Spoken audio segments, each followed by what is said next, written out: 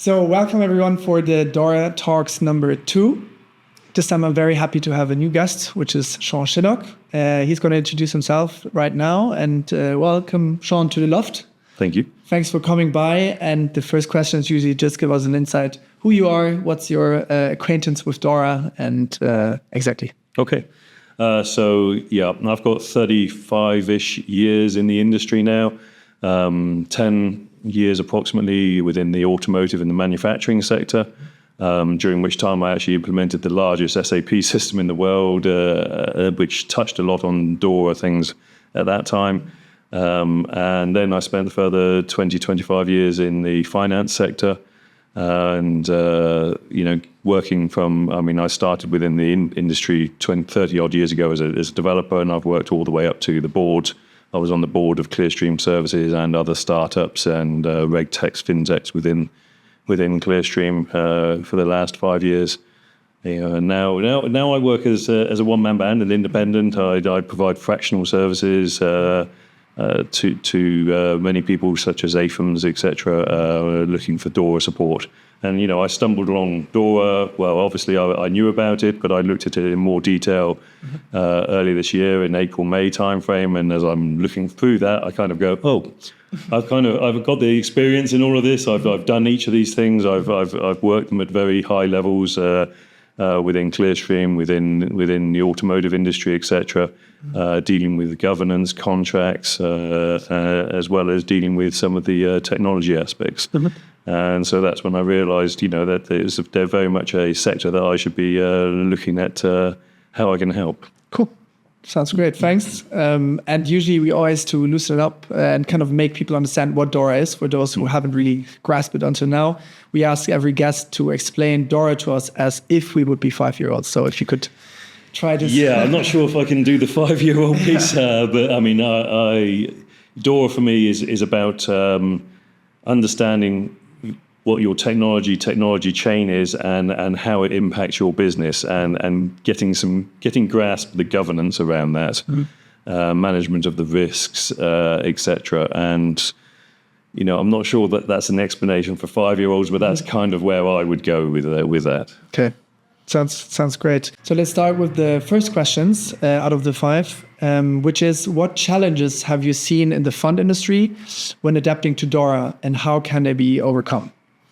Okay, so initially, I would look at the subcontracting. There's a long list, but there's some of the things that I would consider would be the subcontracting, the contractors, and the subcontracting chain. I think is particularly complex, and part of the reason for that complexity is also understanding who's impacted by Dora. Many of the fund industry, they consider they have an Office 365 and that's it, but then they have to look at other suppliers, across the board. And, when I look at them, then they tend to have 5 times, 6 times as many as they thought they had. And then, of course, within those outsourcing, they also need to cover the sub-outsourcing, which has not necessarily been considered before. So I think that's an aspect that's definitely a little bit complex for them. I also see the regulatory side of it being more complicated because yes, they're used to regulations in the funds industry, but we're bringing in regulations in a domain that they're not so used to it. And so the regulations for Dora are mostly impacting the technology side, and that is definitely creating some challenges for them. And then finally, of course, is for the moment I would say is the resourcing, the resourcing and finding the right people and upskilling where necessary. And the upskilling being more challenging than perhaps they realise, because I think there's many people in the industry that they've already got and they think maybe they can cover Dora, but I'm not sure that they're used to covering most of the aspects of Dora. And so I think there's going to be some real challenges as to whether or not those are the right people to train and upskill, whether they have to have different people to train and upskill. And that's going to be a case-by-case basis. They're going to have to go through that challenge. Okay. Can you maybe also give an example of, or a best practice of, if you, for example, are such an AFM that thinks, well, basically only Microsoft 365 is relevant for me, how to then find out how to go deeper into this ICT value chain or relationship chain? Well, I guess that's something which, it is a case-by-case basis. I mean, often, even Office 365 is often already subcontracted. Okay.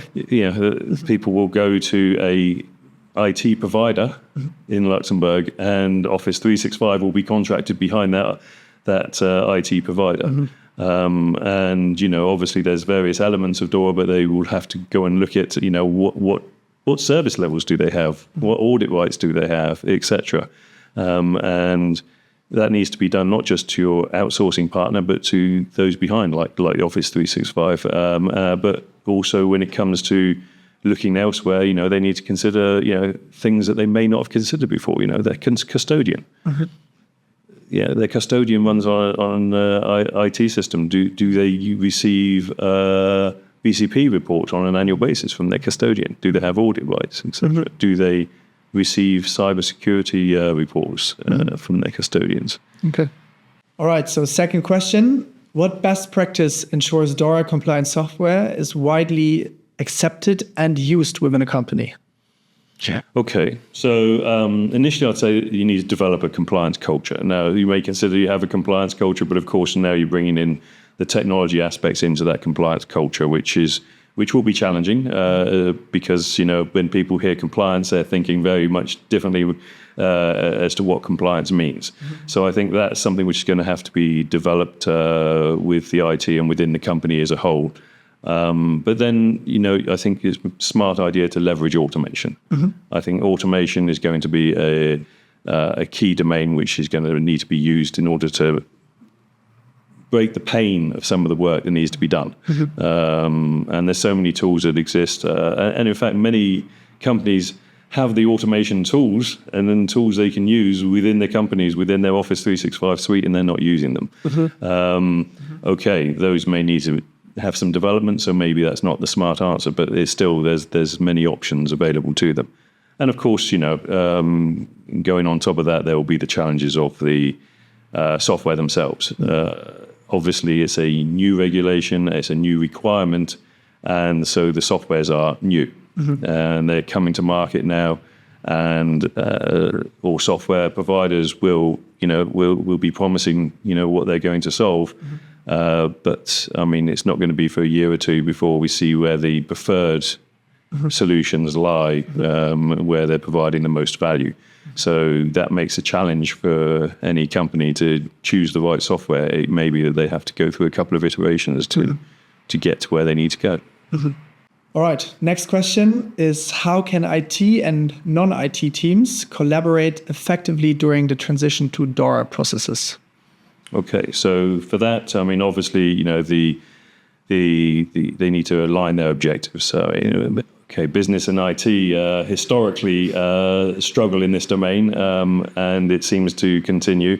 Always surprised at how there can be misalignment, but it's going to be very important now moving forward with this, particularly in the funds industry, because I see that the IT is going to need to go through a maturity step in many cases, whether it's in-house or service providers. The IT is being provided at a level, but not necessarily with the knowledge that they need. And so as they go through that maturity step, I think that's going to be a challenge for them.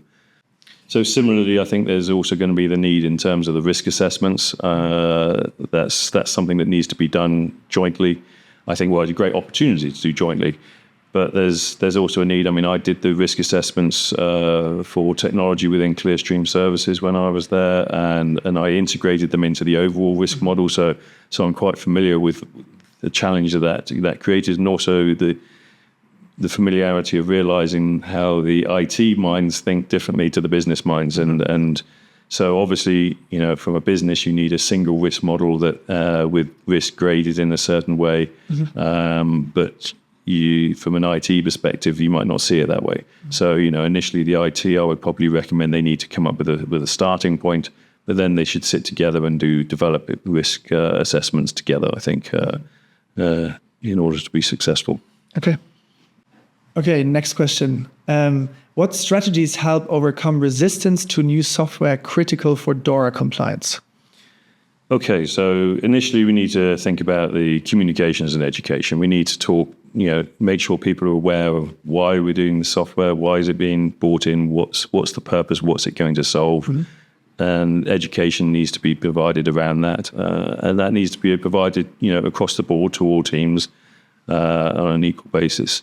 And then we also need to consider, where is the software interfacing with other aspects. So, we need to leverage the existing processes, integrate with those existing processes, and ensure that there's a seamless handover. So when we're talking earlier about the automation, for example, we need to make sure that the automation picks up and moves on from where things stood, and also, the best tools out there and the winning tools are likely to cover the full scope of DORA requirements. And so therefore, consideration, for example, of even putting the reports up to the CSSF. Those are things that are going to be pain points for people in the fund industry. And I think, these are things where it needs to be considering adding the value. All right, so already last question. How can companies ensure their IT teams align with DORA requirements during software implementation? Okay, so firstly, I'll probably talk about logging and monitoring there. This is a domain where I think a lot can be covered with logging and monitoring. It's not often used, but with during the logging and the things are trapped, you can trap whether or not it's a cybersecurity incident, but you can also trap instance in terms of production stability, etc. during your logging. And having monitoring around that is very important, I think. So that would be probably my first recommendation. Then, of course, the instant reporting becomes incredibly important. I think there's a lot of work to do on the instant reporting, as simple as it sounds. When I look at the industry, I see that there's a lot of work in the terms of the outsourcing providers aligning with the funds industry. I think there's going to be some work that's going to be needed there to help them put in place the right models, put in place understanding as to how incidents need to be handled. So I think that's going to be a challenging domain for them. Then, of course, there needs to be the continuous testing needs to be considered. In terms of testing, I think that's on one side there's a certain experience in terms of functional testing. Whether or not it's enough, it can be debated, but the non-functional side is fairly non-existent. And I think there's a lot of work to be done there, both in non-functional negative testing, but also in terms of vulnerability and penetration testing becoming mandatory as we move forward. And this, of course, moves forward into third-party management of risk, etc. I think the whole third-party management, as I mentioned already, is going to be challenging. And this is where you need to put in place all of your service levels, your service windows, your audit rights, and in that regard, you're going to need to be doing auditing both internally and externally. There may be an opportunity to get external auditing done in a joint manner. I know that from my experience in Clearstream and Deutsche Börse, we got together with other major banks in order to do auditing of people like AWS and Azure. So those are things which, would be the sort of things I would consider. Okay, thanks. All right, so thanks for all the questions, Sean. Now we only have one point left, which is basically how can you help? So if somebody looks for assistance or thinks about, I like what this guy said, how can you get involved and what's your offering basically? Okay, so I've had experience on boards in Clearstream, as mentioned earlier, and so I positioned myself and also trained up in the fund industry to be fund compliant when it comes to boards. But I don't think the fund industry is really ready for having technology people on the boards for the most part. So I tend to position myself as giving fractional services in technology governance, which is really what Dora is about. It's about governing your technology. So I typically offer services, say 10 hours a month or something like that to an AFM to help them transition over this. I don't replace their IT teams. I add to that. I augment and provide and give guidance on what they need to do. If necessary, review contracts, etc. for them and help guide them along the way. Right. Yeah. So thank you very much for all of your insights. Thanks for answering our questions, for stopping by at the Loft, and for being the guest at Dora Talks #2. Very much looking forward, and hopefully see you soon again at the Loft. Yeah, great. Thank you very much. Cheers. Cheers.